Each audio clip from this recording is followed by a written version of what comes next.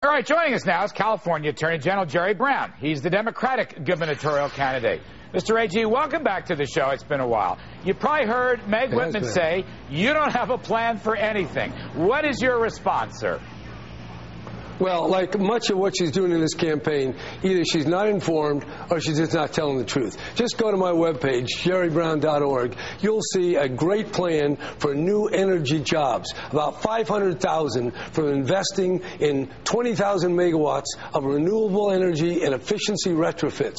This is a very powerful proposal. I know what I'm talking about. I did it as governor. California became the world's leader in wind-generated electricity. Now it's China, and even Texas and Iowa are doing better than us. I know how to get this thing done. When I was governor last time, Proposition 13 came along. Yes, I opposed it, but when I got there, I rolled up my sleeves, and I not only made 13 work, but I bailed out the local government so we could protect the schools and the fire and the police. And Howard Jarvis himself said I did a hell of a job. But I went beyond that. I supported a limit on state spending that a Republican governor later took off. And number two, we cut the income tax by $5 billion. I got rid of the inventory tax, and in a confrontation where the state employees wanted pay raises they couldn't afford, I vetoed those pay raises, not once but twice. No other governor has done that. So, Mr. I got a record of innovation, listen, and Jerry, a record of frugality, and a record of honesty of telling the truth. Okay, you're fired up tonight, and I love it. Okay, I love it. I think it's great. But I'm just saying to you, sir, all right, you got your new energy jobs thing on your website, fine. But Meg Whitman's been out there with a plan to cut welfare, with a plan to freeze government union pensions. She's got about half a dozen tax cuts on factories and business startups. She wants to abolish the capital gains tax. Okay, I'm not taking sides in this interview. I'm just saying the media in California is all calling you the invisible man. They said you haven't put any money, you don't have energy, you got it on the show tonight, thank you, and you haven't been out there putting forward just the kind of proposals that you just said. Have you waited for the Kudlow report? I mean, I'm honored, but we may not help you win the state, sir.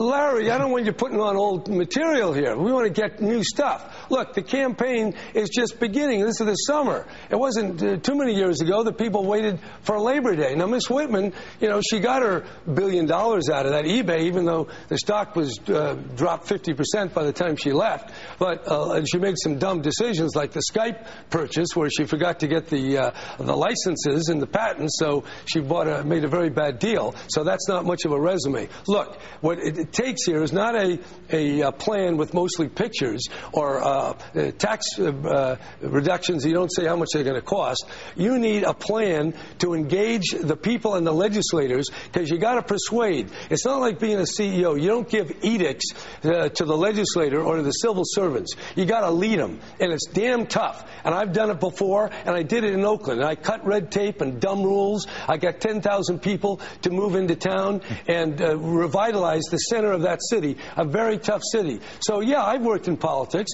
but I've also worked with Mother Teresa in India. I've lived in Mexico. I've been a private lawyer. I've seen a lot of things. But one thing I do know is this politics is a very tough, shark-infested kind of operation, and you got to know your business. All right, Jerry, it's not enough to put out three pamphlets and spend. Look, I'm not doubting that you know your business. I mean, look, I'm not doubting. Yeah. But I want to ask you specifically. Meg Whitman said that Jerry Brown doesn't get business, doesn't understand business, never met a payroll, and therefore doesn't know how to create jobs. What's your reaction to that? That's a tough charge, and you know she's going to make it stick. Hey, she's saying, talks out of both sides of her mouth. In English, she says she's against illegal immigrants. In Spanish, she says she's for them. I mean, let's get to the truth, and we'll get our commercials on to explain it. Look, as mayor of Oakland, 8 years, tough city, I was the most pro-business mayor that city ever had. And ask anyone in the city, and that's why 65% of the people still very much like what I had to do. I know I'm a Democrat, so I don't have some of the same philosophies she does. But I'll work with the unions, I'll work with the legislators, but I'll keep those taxes down. As you remember, I'm the guy that lowered taxes. I got rid of the inventory tax.